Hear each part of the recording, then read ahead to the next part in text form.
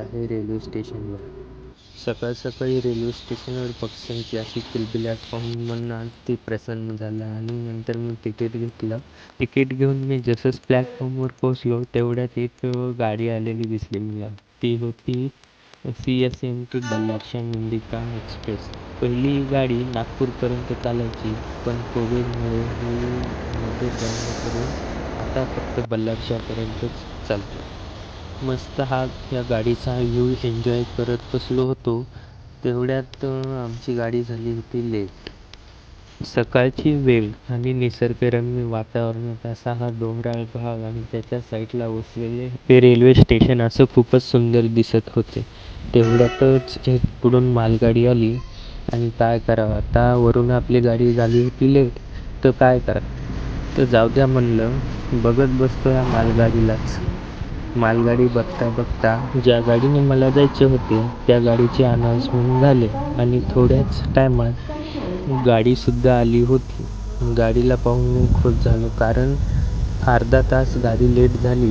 तेवढ्यात पण मला जायचं पण होतं पुढे परभणीला. त्याच्यामुळे काय नाही, झाली तर झाली, अर्धा तास लेट गाडी झाली. जशी गाडी प्लॅटफॉर्मवर आली, पण काय राव, गाडी तर पूर्ण भरून होती. पण कसे बसे मी गाडीत चढलो आणि दरवाजाच्या साईडला उभा टाकून व्हिडिओ काढायला लागलो.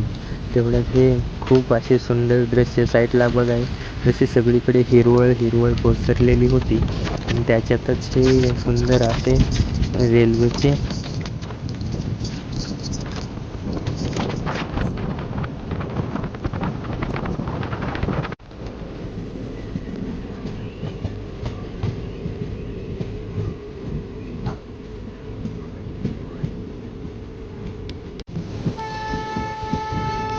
खूप असे सुंदर दृश्य पाहायला मिळाले होते.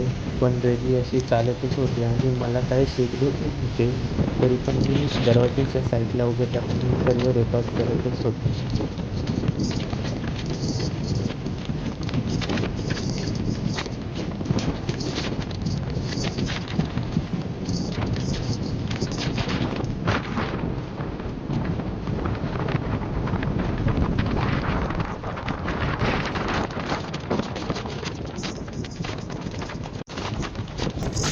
रेल्वे ही अशा सकाळच्या मस्त वातावरणात चालत होती आणि मस्त थंडगार हवा ही सर्वकडे पसरलेली होती आणि तेवढं काही ऊन नव्हतं, त्यामुळे हा दृश्य खूपच एन्जॉय करण्यासारखं होतं.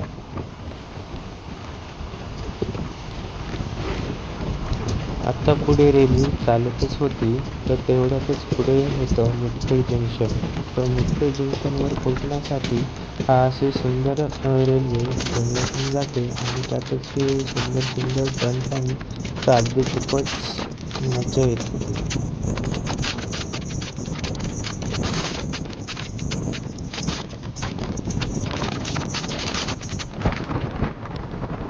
एवढ्यातच मुदखेड जंक्शन आले आणि ते एक ऑलरेडी गाडी लागून होती प्लॅटफॉर्म नंबर 2वर आणि आमची गाडी प्लॅटफॉर्म नंबर 1वर आली होती. तर मुदखेड झाले की लगेचच पुढे हुजूर साहेब नांदेड हे रेल्वे स्टेशन होते.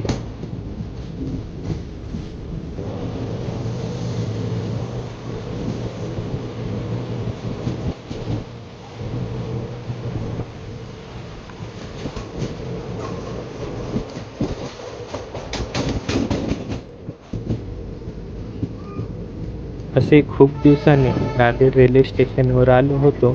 त्यातच हे खूप सारे बदल झालेले मला दिसले नांदेड रेल्वे स्टेशनवर.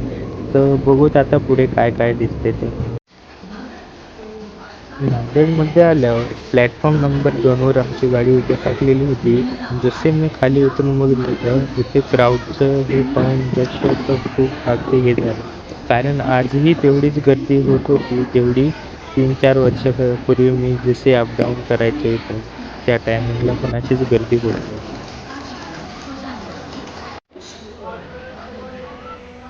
त्या 2 वर्षात नांदेड रेल्वे स्टेशनवर खूप काही बदल झाले होते आणि हा रूट पूर्ण इलेक्ट्रिफिकेशन पण झालेला होता.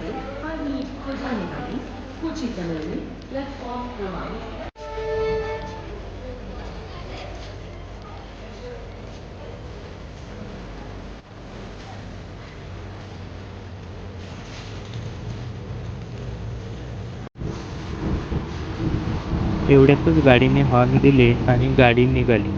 तर भेटूत म्हणलं पुन्हा नांदेडला आणि नांदेडला बाय बाय करत आपण निघालो पुढे.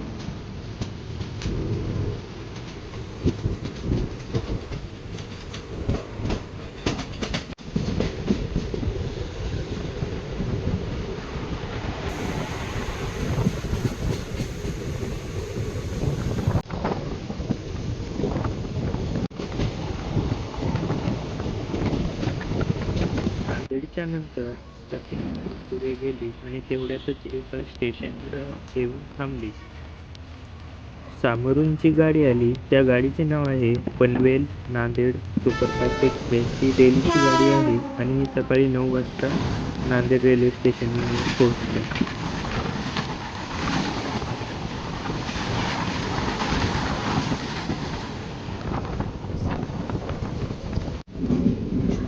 एवढ्यातच पुढे पूर्णा जंक्शन हे रेल्वे स्टेशन आले. इथून 2 लाईन वेगळी होते. एक जाते अकोल्याला आणि एक जाते नांदेडला आणि ही सरळ पुढे जाते परभणी.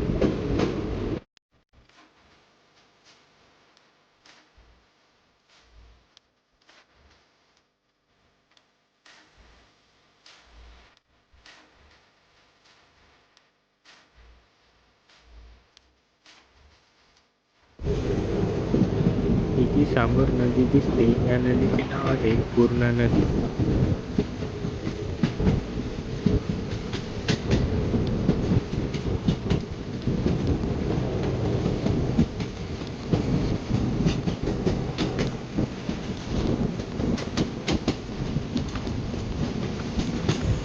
पूर्ण्याच्या पुढे निघाल्यास आपल्या ह्या डिझेल इंजिनने खूप असं चांगले ॲक्सेलरेशन पकडले आणि गाडी 110च्या स्पीडने धावत होती आणि सुंदर असा कर्व पाहण्यास खूप मजा वाटत होती.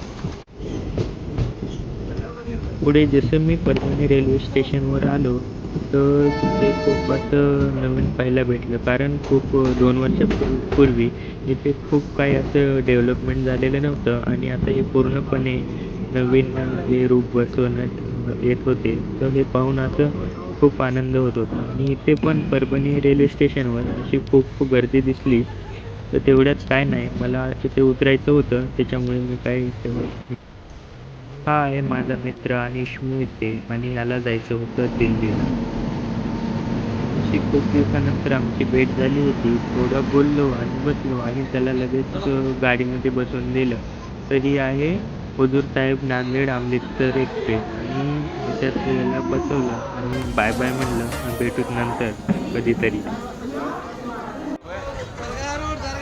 खूप दिवसांनी मी परभणीला आलो होतो आणि इथं असं कन्स्ट्रक्शनचं काम खूप चालू होतं. तेवढ्यात ऑटो पकडला आणि मी चाललो समाज कल्याण ऑफिसला. थोडं कास्ट व्हॅलिडिटीचं काम होतं आणि जाता जाता हा शिवाजी महाराज चौक असा खूप छान दिसत होता.